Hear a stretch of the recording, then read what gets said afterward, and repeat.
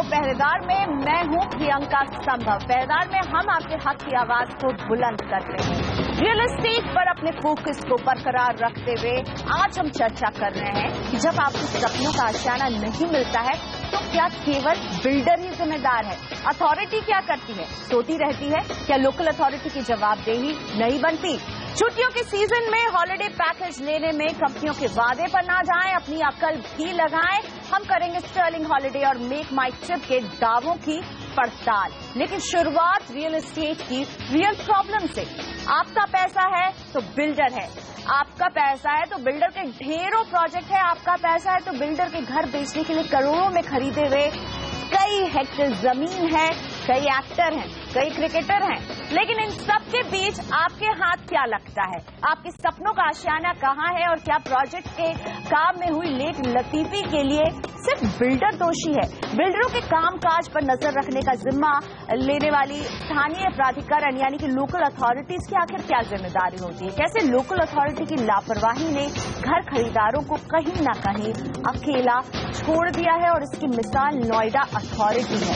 चाहे 2011 में नोएडा एक्सटेंशन में निर्माण कार्य पर सुप्रीम कोर्ट की रोक हो या ओखला पक्षी विहार के पास बन रहे घरों पर नेशनल ग्रीन ट्राइब्यूनल की रोक, इन दोनों ही मामलों में कहीं न कहीं नोएडा अथॉरिटी की कोताही भी सामने आती है। उसके अफसर मिली भगत के साथ जमीन को आवंटन कर देते हैं और उन्हें पता नहीं होता कि वहां पर किस तरह के कायदे कानून हैं। इन मामलों की मार झेल रहे सभी घर वालों की आवाज हम लगातार बुलंद कर रहे हैं। और आज मेरे साथ हैं कुछ ऐसे खरीदार जो एक लंबी लड़ाई लड़ रहे हैं अथॉरिटी की ढिलाई की, बिल्डर की वादा खिलाफी की। मेरे साथ हैं सेक्टर 107 नोएडा में है ये सेक्टर और इसमें फंसे हुए हैं 3 प्रोजेक्ट। आम्रपाली हार्ट बीट जिसके पुनीत पराशर मेरे साथ हैं, लोटस 300 के बार एसोसिएशन के प्रेसिडेंट भुवन चतुर्वेदी और शरणम ग्रेट वैल्यू की निमिषा झा मेरे साथ फोन लाइन पर हैं। तो सेक्टर 107 का मामला क्या है? पुनीत, पहले ये बताइए मामला क्या है? अथॉरिटी से क्या नाराजगी है? क्योंकि जब आप प्रोटेस्ट करते हैं तो मैंने आपके वो उसमें देखा है बैनर्स में कि अथॉरिटी जागो नींद से। क्यों कह रहे हैं अथॉरिटी जागो? बेसिकली मैडम 2010-2011 में क्लियर टाइटल के थ्रू करीब 5000 फ्लैट बुक हुए थे, जिसके आपने अभी नाम लिए ग्रेट वैल्यू, शरणम, आम्रपाली हार्टबीट सिटी और लोटस 300। और इसका पोजेशन था 2013 और 14 में। 13-14 में तक तो बिल्कुल ठीक था और वहां पे कंस्ट्रक्शन बहुत अच्छे से होता रहा और हम लोग बड़े खुश थे। लेकिन सडनली 14 जून में हमको मीडिया के थ्रू पता चला कि यहाँ पे स्टे है। और जब उसका हमने इन्वेस्टिगेट किया तो हमें पता चला कि 2013 अगस्त में एपेक्स कोर्ट ने लैंड का अधिग्रहण ही रद्द कर दिया है किसी दूसरे मैटर की सुनवाई को सुनते हुए। तो ये बात 13 से लेकर 14 1 साल तक नोएडा अथॉरिटी और बिल्डर ने बायर से छुपाई। और जो ये स्टे ऑर्डर है इसमें जब फटकार मारी है इलाहाबाद हाईकोर्ट ने, तो ये लिखा हुआ है कि कोलूजन बिल्डर और नोएडा अथॉरिटी का बहुत खास तरीके से ये मेंशन किया गया है और नोएडा अथॉरिटी को स्ट्रिक्ट निर्देश दिए गए हैं कि जो इनोसेंट बायर हैं उनको बताया जाए, उनको इन्फॉर्म किया जाए। तो बेसिकली कहीं ना कहीं एक ये नेक्सस है तो एक बिल्डर बाबू नेक्सस की बात करते हैं। भुवन, क्या बतौर बायर आप लोग महसूस करते हैं कि ऐसा हुआ है? आपके केस में ही नहीं और तमाम 50 से 70 हजार होम बायर्स अभी नोएडा में तड़प रहे हैं कि उनके घर की रजिस्ट्रेशन नहीं हो पा रही है। बिल्डर बाबू नेक्सस यहाँ पर कितना काम कर रहा है? मैम देखिए, जितनी अथॉरिटीज हैं across India, whether is Noida authority और कहीं के भी आप चले जाइए, प्रॉब्लम यह है कि जब लैंड एक्वायर होता है, लैंड एक्वायर होने के बाद वो बिल्डर को ऑक्शन हो जाता है, बिल्डर उसको बना देता है, अथॉरिटीज उसको प्रोजेक्ट्स को अप्रूव करती हैं, बैंक बायर्स बेचारे सब वो अथॉरिटी देखते हैं, गवर्नमेंट का अप्रूवल है हम ले लें, बैंक्स उसका पूरा ड्यू डिलिजेंस करते हैं, बैंक भी उस पर लोन दे देते हैं बायर्स को। तो बायर्स को लगता है भाई अब सब कुछ ठीक है। अब उसके बाद अचानक अगर कोई भी टेक्निकल प्रॉब्लम आ जाए, जैसे कि हमारे केस में मैम बड़ा यूनिक केस है, आज मैं देख रहा हूं 1 महीने से मीडिया काफी कवर कर रहा है होम बायर्स के ग्रीवेंसेस को और उसके, लेकिन 107 सेक्टर का जो मामला है वो इतना डिफरेंट है कि हमें ये बताया जाता है कि साहब 2008 में कोई एक्विजिशन हुआ था, उसको आपका सुप्रीम कोर्ट ने रद्द कर दिया, इसलिए हम कंस्ट्रक्शन नहीं कर सकते। अब बताइए मैम, फ्लैट वहां बन के तैयार है, शरणम प्रोजेक्ट है, उसमें तो ready to move in apartments हैं, लोगों ने अपने सोफे से सेट रख दिए, हाँ letter of offer of position हो गया, बट अचानक अपेक्स कोर्ट ने, क्योंकि मैम होता क्या है जब आप कोर्ट्स में जाते हैं वहां पर जो आपके काउंसिल्स होते हैं, वेरियस गवर्नमेंट स्टेट काउंसिल्स होते हैं, वो बात ठीक से रखते नहीं है। और अगर वो ये चीज कोर्ट को अप्रेज कर देते कि साहब आप जो है आज एक एक्विजिशन प्रोसेस गलत तरीके से हुआ है, या उसको अगर आप चैलेंज कर रहा है कोई, और एक कोई फार्मर है, चाहे कोई कंपनी रिप्रेजेंटेड बाय फार्मर्स है, और लेकिन अगर किसी ने बता दिया होता कोर्ट को, ये अप्रूवल देती रहती हूँ किस बना पर, मैम आप सबसे देखिए आवंटन ही जो है, मैम सबसे बड़ी बात क्या है, आज आप देखिए आज रेरा आ रहा है, आप सब एस्क्रो अकाउंट की बात करते हैं, मैं आप सोचिए एक प्रोजेक्ट को आप इंडिया भर चले जाइए, एक आदमी को आप एक प्रोजेक्ट अलॉट करते हैं, मल्टीपल लैंड्स उनको अलॉट हो जाते हैं, वो ए का पैसा बी में लगा देते हैं, बी का पैसा सी से लैंड खरीद लेते हैं, मल्टीप्लाई होते चले जाते हैं, कंप्लीट होता नहीं है प्रोजेक्ट। शरणम ग्रेट वैल्यू से निमिषा, आप लोग जो लड़ाई लड़ रहे हैं 2013-14 से, मुझे बताइए आप अथॉरिटी के पास गए थे अपनी आवाज रखने के लिए कि देखिए जी हमारे साथ ये हो गया? जी बिल्कुल वे हमने कई बार अप्रोच करने की कोशिश की। मुझे हम सब सारे जो भी वहाँ स्टूडियो में भी बैठे हैं, हम सब मिलके 2015 मई में भी गए थे उनसे मानने के लिए। हमने एक जो हमारी मीटिंग हुई थी रामारमन जी से, हमने वो एक मेमोरेंडम भी बना के दिया था कि what are the actionable points that are required, but उसके बाद भी कुछ भी नहीं हुआ। हम आज अभी भी मई 2016 में है।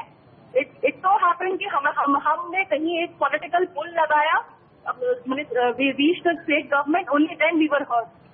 लोकल अथॉरिटी ने अपनी तरफ से कोई प्रोएक्टिवली काम नहीं किया। बिल्कुल, लेकिन वही मैं समझना चाहती हूँ। बताइए पुनीत, अब तो बड़े एक्टिव दिख रहे हैं, नोएडा अथॉरिटी की जो सीईओ है रामारमन जी, वो मीटिंग कर रहे हैं, अखिलेश यादव जी जो माननीय मुख्यमंत्री हैं वो ट्वीट कर रहे हैं, आपके साथ अपने रिप्रेजेंटेटिव को भेज रहे हैं। लग रहा है तस्वीर एकदम बदलने वाली है, आपके घर की चाबियां आप लोगों को मिलने वाली है। जो सडनली एक माहौल परिवर्तन आया है जिसमें एक उम्मीद की किरण जागी है, वो तो दिख रहा है कि हाँ नोएडा अथॉरिटी नींद से जाग गई है।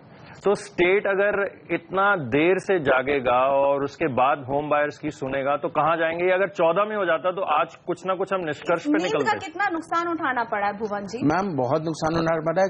आप ये सोचिए ट्राई जैसी बॉडी बनी है आपने ट्राई क्यों बनाया हुआ है? इसलिए बनाया कि रेगुलेटरी अथॉरिटी, अगर आपको लगता है, आप कंप्लेन करती है कि मेरे मोबाइल में ना कुछ ज्यादा पैसा कट रहा है, यार मोबाइल तो 2 या 3 रुपए कटता है ना आदमी को, उसके लिए आपने ट्राई तक बना रखा है। सेबी स्मॉल इन्वेस्टर्स, वो उसके लिए आपने सेबी बना रखा है। यहाँ तो आदमी पूरी जमा पूंजी, लोग बेचारे हमारे बूढ़े लोग हैं जो मर चुके हैं मैम। इस शरणम प्रोजेक्ट में तो मैम 2-3 ऐसे लोग हैं बेचारे, मुझे सुनने में आया है कि उनकी तो डेथ हो गई, एंड उन लोगों ने पूरा अपना प्रोविडेंट फंड का पैसा सब, अच्छा हम लोग क्या रेंटल, मैम देखिए हम रेंटल पे कर रहे हैं, EMI पे कर रहे हैं। निशा, आपको क्या लग रहा है, अथॉरिटी की नींद अब टूट गई है, अब आप लोगों के काम जो है अब आपका बेड़ा पार लग जाएगा, ऐसा लग रहा है आपको? या ये भी मुझे याद आ रहा है कि अगले साल चुनाव भी है यूपी में, तो कहीं ये तो नहीं कि चुनाव के पहले का जो है बहुत जोरदार जो है सबका अटेंशन आप लोगों पर है? नहीं, लेकिन ये एक डेफिनेटली एक ये एंगल हो तो सकता है कि डेफिनेटली इलेक्शन ईयर है, nobody wants it to be snowballed into a big issue where इतने सारे buyers they form a good vote bank, कहीं स्टेट गवर्नमेंट अगेंस्ट चला जाए। But coming back to the matter ये है कि Noida authority definitely they are trying to be very active. हमारी बात उन्होंने इस बार जो हमने मीटिंग की बहुत अच्छे से सुनी, जो और अच्छी बात जो एक और निकल के आई कि उन्होंने एक टाइमलाइन बांधने की कोशिश की है कि अगर हम इस दिन मिले हैं तो हम इससे 10 दिन बाद फिर मिलेंगे, तो कैच ऑन दी प्रोग्रेस। तो दैट मीन्स अगर वो प्रोग्रेस की तरफ बढ़ रहे हैं और उस तरह से सोच रहे हैं तो डेफिनेटली मैं नेगेटिव तो बिल्कुल साउंड नहीं करना चाहूंगी। हमारी तो उम्मीद ही है कि अब बिल्कुल उम्मीद बहुत कायम है, लेकिन इसी मीटिंग में रामारमन जी ने कहा था कि जो बायर्स रिफंड चाहते हैं वो रिफंड ले लें या रिलोकेशन ले लें। तो क्या पुनीत आपके जैसे बायर रिफंड या रिलोकेशन लेना चाहेंगे या जहां बुक किया वहीं लेंगे, और क्या घर के बदले में पैसे लेंगे? बहुत सारे बायर ऐसे हैं जो अब EMI रेंट का बोझ नहीं सहन कर सकते, उनको ये राहत चाहिए कि हमें एग्जिट ऑप्शन दिया जाए, रिफंड विद प्रॉपर इंटरेस्ट, या कहीं जिनको घर चाहिए। एग्जिट ऑप्शन की बात नोएडा अथॉरिटी भी कर रही है। 17 मई को ये मामला इलाहाबाद हाई कोर्ट में सुनवाई के लिए फिर से पेश होने वाला है। 25 मई को 107 के बायर से फिर से नोएडा अथॉरिटी मीटिंग करने वाली है और उम्मीद करते हैं मीटिंग में केवल मीठी मीठी बातें और आश्वासन नहीं दिए जाए, कुछ ठोस कदम भी उठे। लेते हैं एक ब्रेक यहाँ पर, और ब्रेक के बाद हम रियल एस्टेट से फोकस शिफ्ट करेंगे हॉलिडे प्लान करने वाली कंपनियों पर। किस तरह से हॉलिडे के सुहाने सपने दिखाकर कुछ कंपनियां कंज्यूमर के सारे सपनों को चकनाचूर कर देती हैं, उनके पैसे तक नहीं लौटाती।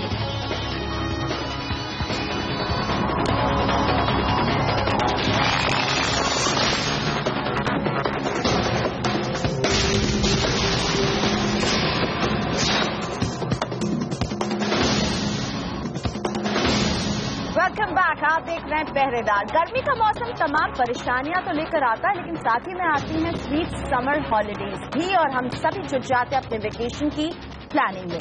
छुट्टियों को प्लान करने के लिए हम कई बार मदद लेते हैं प्रोफेशनल्स की, ये सोचकर कि ये कंपनियां पूरी A to Z प्लानिंग कर देगी और आप चैन से अपनी छुट्टी बिता सकेंगे। लेकिन अगर ये कंपनियां अपना किया हुआ वादा पूरा नहीं करती हैं तो छुट्टियों का सारा मजा किरकिरा हो जाता है। भोपाल के रवि आर्या के साथ कुछ ऐसा ही हुआ। रवि ने अपने और अपनी फैमिली के लिए स्टर्लिंग हॉलिडेज की मेंबरशिप ली, लेकिन कभी इसका फायदा ही नहीं उठा पाए। क्या रही वजह, बात करने के लिए, अपना अनुभव शेयर करने के लिए हमारे साथ रवि हैं भोपाल से फोन लाइन पर। रवि जी नमस्ते, बहुत स्वागत है आपका। आपने ये स्टर्लिंग हॉलिडे से एक ईयरली मेंबरशिप ली थी, 26,000 रुपए भी अदा किए थे। क्या क्या वादा किया था आपको मेंबरशिप के वक्त स्टर्लिंग हॉलिडे ने?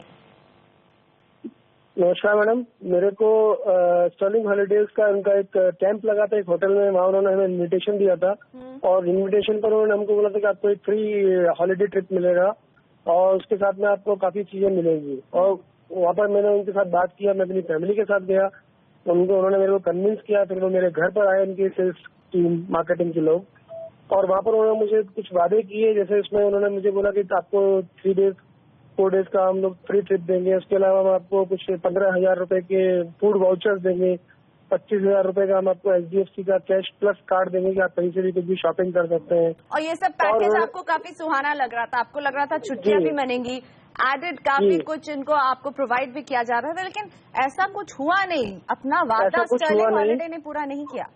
जी, ऐसा कोई वादा उन्होंने फिर पूरा नहीं किया। उसके ये सितंबर में मैंने उनसे मेंबरशिप लिया था और 1-2 महीने के बाद उन्होंने मेरे फोन भी पिक करना बंद कर दिया, और उसके बाद मैंने उनको मेल्स किया और मेल्स का भी मेरे को रिवर्ट नहीं आया। तो फिर मैंने डिसाइड किया कि मुझे कंटिन्यू नहीं करना है इस कंपनी के साथ, क्योंकि यहाँ पर काफी ज्यादा फ्रॉड हो रहा है। और उसके बाद मैंने उनसे फॉलोअप किया, उनके चेन्नई हेड ऑफिस में मैंने काफी सारे मेल्स डाले, लेकिन वहाँ से भी मुझे कोई रिस्पॉन्स ज्यादा नहीं मिल पाया। 1-2 बार मेरे को कॉल जरूर आए, बट लोगों ने कोई आगे रिस्पॉन्स नहीं दिया। कोई हमेशा ये बोलते रहे हम चेक करते हैं। जी, तो यहाँ रवि जी ये भी बताना जरूरी है कि वो जो उन्होंने आपको एक फ्री 3 नाइट 4 डेज का पैकेज दिया था, वो पहले अटेम्प्ट में आप नहीं कर पाए क्योंकि फैमिली में कुछ प्रॉब्लम थी। आपने जब सेकंड अटेम्प्ट में उनसे मांगा था, उसकी कीमत मांगने लगे थे, जो पहले उन्होंने कहा था कि फ्री रहेगा। पहला फ्री ट्रिप जो उन्होंने हमको बोला था, उसमें उन्होंने कुछ भी नहीं बताया था कि आपको इसमें कंडीशन है क्या। तो बाद में मैं अपनी फैमिली में कुछ मिसहैपनिंग हो गई थी, इस कारण से मैं नहीं जा पाया था। तो जब मैंने दोबारा से उसको ऑप्ट करना चाहा तो उन्होंने मुझे बोला कि आपको 50% इसका मेंबरशिप का पेमेंट करना पड़ेगा, दैट इज अराउंड 1.5 लाख। अच्छा, ओ गॉड, मतलब जो फ्री था वो 1.5 लाख का पैकेज बन गया। इसके अलावा भी जो फ्री ऑफर्स दिए थे, आप बता रहे थे कुछ भी नहीं दिया उन्होंने, कुछ भी नहीं दिया। और आप तब चाहते थे कि आप मेंबरशिप की जो भी आपने 26,000 कुछ 100 रुपए दिए हैं वो वापस मिल जाएं, और वो वापस करना आपके लिए कितना मुश्किल रहा? उसके लिए मैंने बहुत सारे मेल, बहुत सारे कॉल्स उनको किए। शुरू में 1-2 बार उन्होंने मेरे से बात भी किया। उसके बाद फ्रॉम नवंबर से लेके और अप्रैल तक उनकी तरफ से मुझे कोई मेल का जवाब नहीं आ रहा था, कोई मेरे को कॉल नहीं आ रहा था। तो फाइनली फिर मैं अपने एक मित्र के थ्रू पहरेदार से कांटेक्ट में आया और मैंने सिर्फ एक मेल पहरेदार को किया, एंड थैंकफुली पहरेदार ने मेरे को पूरा मेरा पैसा रिफंड करा दिया, एंड थैंक्स फॉर पहरेदार टीम फॉर दैट। लेकिन ये बताइए, जब वो आप नवंबर से लेकर अप्रैल तक खुद चेज कर रहे थे कंपनी को, ऐसा भी लग रहा था कि कहीं पैसे डूब तो नहीं गए? बिल्कुल, मुझे तो ऐसे ही लग रहा था मैडम। मेरी वाइफ से यही बात कह रही थी कि वो पैसे हमारे डूब गए, 26,000 रुपए, वो हमें नहीं मिल पाएंगे। और बिल्कुल हम उम्मीद पूरी तरह से खो चुके थे इस बारे में, क्योंकि हमारे को कोई कॉन्टेक्टेबल नहीं था, उनका टोल फ्री नंबर भी नहीं लगता था और कुछ भी नहीं हो पा रहा था हमारे पास। बिल्कुल, लेकिन प्रकार का अब ये पैसे मिल गए, आप राहत की सांस ले रहे हैं रवि जी? मुझे बहुत ही जल्दी इसका रिजोल्यूशन मिला। आई थिंक 10 दिन के अंदर मेरे को उसका रिजोल्यूशन मिला है। बहुत अच्छे। तो आप नवंबर से ट्राई कर रहे थे, 10 दिन में पहरेदार ने आपको सोल्यूशन दिया। रवि जी बने रहिए, मैं आपको बताती हूँ कि हमने जो आपका मामला सुलझाया तो हमने कंपनी के पास सवाल भेजे थे कि क्या हो रहा है रवि आर्या के मामले में। कंपनी ने अपने आधिकारिक जवाब में पहरेदार को बताया है कि हमारे ईमेल के बाद उन्होंने आपसे संपर्क किया था, कंज्यूमर यानी रवि आर्या के साथ आमने सामने बैठकर मामला सुलझाने के लिए कहा था, लेकिन रवि जी की नाराजगी इतनी थी कि उन्होंने मना कर दिया। उन्होंने सीधा कहा कि मुझे मेंबरशिप कैंसिल चाहिए, स्टर्लिंग का कहना है कि कंपनी ने रवि की बात को रखते हुए मेंबरशिप रद्द कर दिया है। रिफंड का चेक रवि को जल्द ही मिलने वाला है और इसके साथ ही कंपनी ने पहरेदार को बताया कि उन्होंने गुडविल जेस्चर के तौर पर रवि को एक फ्री हॉलिडे पैकेज भी ऑफर किया है ताकि वो स्टर्लिंग की मेहमान नवाजी का अनुभव तो कर सके। कंपनी को उम्मीद है कि रवि जरूर स्टर्लिंग को सेवा का एक मौका देंगे और वापस उनके कस्टमर बनेंगे। पहरेदार की पहल और कंपनी की समझ के चलते एक बार फिर कंज्यूमर वाकई में किंग साबित हो रहा है, क्योंकि गलती मानते हुए पैसे ही नहीं लौटा रहे हैं बल्कि गुडविल जेस्चर में आपको एक ऑफर भी दे रहे हैं। तो रवि जी क्या सोच रहे हैं, स्टर्लिंग की छुट्टी में आप जाएंगे कि नहीं? देखिए, मुझे स्टर्लिंग कंपनी से कोई भी शिकवा नहीं है। कंपनी हमेशा सब अच्छी होती है, लेकिन कुछ लोग होते हैं जो उनके मिडिल मैन है, तो कंपनी को देखना चाहिए कि उनके नीचे के लेवल के लोग क्या मार्केट में कमिट करते हैं, बिल्कुल, लेकिन में क्या करते हैं। हाँ, तो आपको उनसे शिकायत है, लेकिन आप जाएंगे छुट्टी में कि नहीं, इसका जवाब नहीं दे रहे हैं। आप स्टर्लिंग हॉलिडे कह रहे हैं, एक मेहमान नवाजी का मौका दीजिए। देखिए, अभी मैंने इस बारे में सोचा नहीं कि मेरा दिमाग स्टर्लिंग की तरफ बहुत नेगेटिव है। शायद मैं एक बार विचार बनाऊंगा, उसके बाद ही मैं कुछ कर पाऊंगा। मुझे भी ऐसा ही लगा रवि जी, इसलिए मैं ये सवाल बार बार पूछ रही थी। शुक्रिया हमसे बात करने के लिए। जब एक बार बुरा एक्सपीरियंस होता है तो कोई भी कंज्यूमर जब अगला कदम रखेगा तो 2 बार जरूर सोचेगा। इसीलिए इस तरह की हॉलिडे मैनेजमेंट कंपनियों को बहुत जरूरी है कि जो वादा करते हैं जिस सर्विस का वो तो दें। रवि जी के मामले में स्टर्लिंग हॉलिडे ने तो अपनी गलती सुधार ली, पहरेदार के प्लेटफॉर्म में मेंबरशिप के पैसे भी लौटा रही है।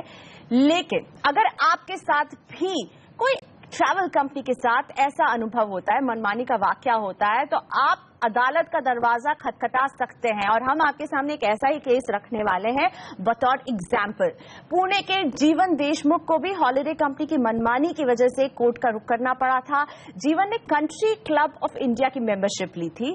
सालाना 1 हफ्ते की फ्री छुट्टियों के साथ कंपनी ने वादा किया था बंगलुरु में एक प्लॉट के साथ 6 लाख रुपए का एक्सीडेंट बीमा भी देंगी। लेकिन जल्द ही जीवन को समझ में आ गया कि कंट्री क्लब के ये सारे वादे बस एक झूठ हैं। जीवन ने जब इस बात की शिकायत कंपनी से की तो मामला सुलझाना तो बहुत दूर की बात है, अपनी गलती मानने को भी कंपनी तैयार नहीं थी। उल्टा कंट्री क्लब ऑफ इंडिया ने मेंटेनेंस चार्जेस के तौर पर एक डिमांड और इशू कर दिया। परेशान जीवन ने मदद ली पुणे कंज्यूमर फोरम की, जिसने जीवन की शिकायत को सही ठहराते हुए कंट्री क्लब को सेवा में कमी का दोषी पाया। कोर्ट ने कहा कि वादे के मुताबिक सर्विस दिए बिना ही कंट्री क्लब का मेंटेनेंस चार्ज मांगना अनफेयर ट्रेड प्रैक्टिस है। कोर्ट ने कंपनी को तुरंत जीवन को 1 लाख रुपए की मेंबरशिप की रकम लौटाने का आदेश दिया, साथ में 30,000 रुपए मुआवजे के तौर पर भी देने का आदेश दिया।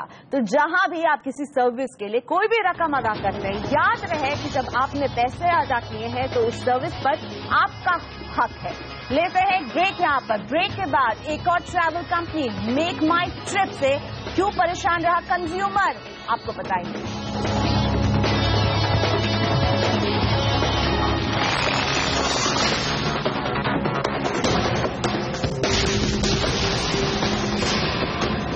Welcome back. पहरेदार में हम फोकस कर रहे हैं उन वेकेशन प्लानिंग करने वाली कंपनियों पर जो सुहाने सपने दिखाती है हॉलिडेज की, लेकिन सर्विस के नाम पर कंज्यूमर को कई बार मुंह की खानी पड़ती है। मस्कट ओमान में रहने वाले डॉक्टर अंकित मोदी छुट्टियों में जब अपने देश आ रहे थे तो उन्होंने मन बनाया कि जोधपुर घूमा जाए। वहां होटल की उन्होंने बुकिंग की मेक माई ट्रिप के जरिए। मस्कट में बैठे अंकित को उम्मीद थी कि मेक माई ट्रिप अपने आप में एक ब्रांड है, उनकी जरूरतों का पूरा ख्याल रखा जाएगा, जो वादा किया जाएगा वो निभाया जाएगा। लेकिन इनकी इस इंडिया ट्रिप के आराम के हवा निकल गई, क्योंकि ट्रिप शुरू होने से पहले ही इनका जो अनुभव रहा कंपनी के साथ, पहले तो इन्हें किसी वजह से अपनी ट्रिप कैंसिल करनी पड़ी और जो वादा किया था मेक माई ट्रिप ने वो पूरा नहीं किया। क्या वादा था खुद बताएंगे। डॉक्टर अंकित मोदी हमारे साथ हैं मस्कट से। नमस्ते अंकित जी, स्वागत है आपका। नमस्ते, good afternoon. Good afternoon sir, बहुत स्वागत है। पहली बात तो आप मस्कट में भी बैठ के हमारी मदद से अपनी समस्या जो है वो सुलझा रहे हैं, इसके लिए मुझे अच्छा लग रहा है कि इतने दूर से भी लोग हमारे साथ जुड़ रहे हैं। लेकिन पहले समस्या पर बात करते हैं। अंकित जी, क्या दिक्कत हुई थी बताइए। मैंने 9 अप्रैल को 2 होटल बुकिंग किया था मेक माई ट्रिप के थ्रू। राजस्थान की होटल थी, जो अपना वो किला है ना उसमें। 9 अप्रैल को मैंने जब बुकिंग कर रहा था तो इट वाज शोइंग के ना 100% refundable up to before 1 day of the entering into the room, check in के पहले। तो मैंने उन बेसिस पे रूम बुक किया और सही जा रहा था। फिर 10 दिन के बाद मतलब 19 अप्रैल को मुझे कुछ कारण सर वो कैंसिल करना पड़ा। तो जब मैंने कैंसिल किया तो मुझे तो मालूम था, मेरे मानस पटल में था कि भाई ये तो 100% रिफंडेबल होगा, तो मैंने कैंसिल कर दिया। जब मैंने कैंसिल किया तो तुरंत उनका ईमेल आया एज ए नोटिफिकेशन कि भाई आपका जो बुकिंग किया हुआ था वो 100% नॉन रिफंडेबल है। अच्छा, तो जाके मैंने फिर इंक्वायरी किया, उनको बोला कॉल कि रिफंडेबल है, कैंसिलेशन के वक्त बोला नॉन रिफंडेबल है, और आपने कुल 22,700 रुपए खर्च किए थे और कहा कि ये अब आपको वापस नहीं मिलेंगे। सही सही सही। और तो अभी मैंने जाके किया उनसे बात करने की, बहुत उनके कस्टमर केयर में कांटेक्ट किया। फिर उसी दिन मैंने वापस एक as a dummy trial booking करने के लिए ट्राई किया। तो तब उस दौरान भी उन्होंने वही सेम दिखाया कि बुकिंग के दौरान 100% रिफंडेबल, ऐसे ग्रीन लाइन जो वो करते हैं ना, हाईलाइट करके दिखाते हैं कि 100% रिफंडेबल है। तो वो मैंने स्क्रीनशॉट लिया और मेरा जो बुकिंग वाउचर था वो दोनों उनको कस्टमर केयर में भेजा, उनसे बात किया। तो उन्होंने बोला बात तो सही है कि दिखा तो रहे हैं कि 100% रिफंडेबल, पर बुकिंग करने के टाइम पर जब बुकिंग हो जाता है और आप अगर कुछ चेंज करना चाहते हैं डेट या कैंसिलेशन है तो 100% नॉन रिफंडेबल ऐसे हो जाता है। मतलब ये जादू हो रहा है कि बुकिंग के करते वक्त आप बोल रहे हैं रिफंडेबल है और जब कैंसिल करो तो कह रहे हैं नॉन रिफंडेबल, और आपकी सुन भी नहीं रहे थे। हमने जब आपका मामला उठाया डॉक्टर मोदी, तब जाके उनके रवैये में बदलाव आ गया।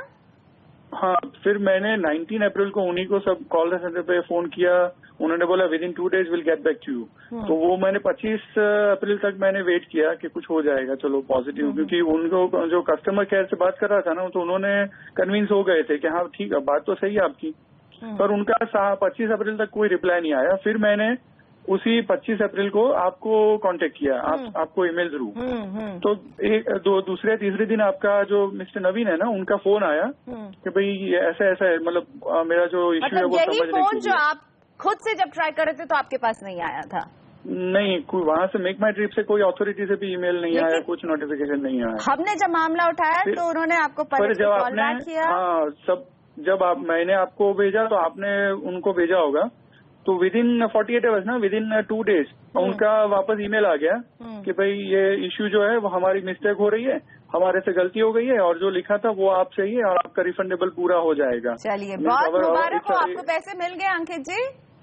मेरा तो मतलब काफी, मैं तहे दिल से आपका शुक्रिया अदा करना चाहता हूँ। शुक्रिया आपकी वजह से, क्योंकि एक हफ्ता और इस पैसे पर आपका एक हफ्ता जो है ना, हाँ एक हफ्ता, क्योंकि मैं पूरे स्ट्रेस में रहा। मेरा क्रेडिट कार्ड पेमेंट मतलब जो रिफंड क्या होगा नहीं होगा, और यहाँ पे बैठे है ना तो इतना मतलब कांटेक्ट भी नहीं इजीली नहीं हो पाता है इंडिया में। चलिए, तो अब आपकी परेशानी दूर हो गई है, राहत की सांस ले रहे हैं, टेंशन में आ गए थे, स्ट्रेस में आ गए थे। डॉक्टर अंकित मोदी मस्कित से बहुत शुक्रिया हमसे बात करने के लिए। हम आपको बता दें कि मेक माई ट्रिप ने हमें लिख करके बताया था, भरोसा दिलाया था कि मामला सुलझा दिया जाएगा, और हुआ भी कुछ ऐसा ही है। हमने अभी डॉक्टर अंकित मोदी से बात की, उन्होंने कहा कि कंपनी ने उनकी बात सुनी और उनकी दिक्कत दूर हो गई है। मेक माई ट्रिप ने अपने लिखित जवाब में पहरेदार को बताया कि मामला सुलझा लिया गया है और कंज्यूमर को पूरी रकम दी जा चुकी है। तो मेक माई ट्रिप मान रही थी कि डॉक्टर अंकित मोदी सही है, लेकिन पैसे लौटाने पर कदम आगे नहीं बढ़ा रही थी, और वो पैसे वापस मिलते डॉक्टर अंकित मोदी को पहरेदार के प्लेटफॉर्म पर।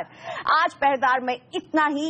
आप हमें ईमेल अपने सुझाव राय pehredaar@network18online.com पर भेजते रहिए। मुझे आप फॉलो कर सकते हैं। आज के लिए इतना ही, नमस्कार।